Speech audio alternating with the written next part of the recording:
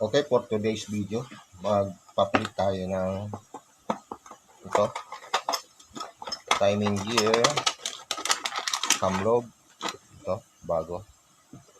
Ayan yung din yung isa. Ito yung kaasawa nitong camlog. Ayan. So, para matanggal natin to, itong gagamitin natin. So, isasaksak lang natin dito. Yan. Yan. Tapos, hihigpitan natin to. Itong higpitan natin. Para siya kumagat doon. Basta't kumagat siya, yun na yun. Yan. Tapos, saka mo hihigpitan siya. Para siya mahila. Habang hinihigpitan mo, itong malaki, itong mahaba na to.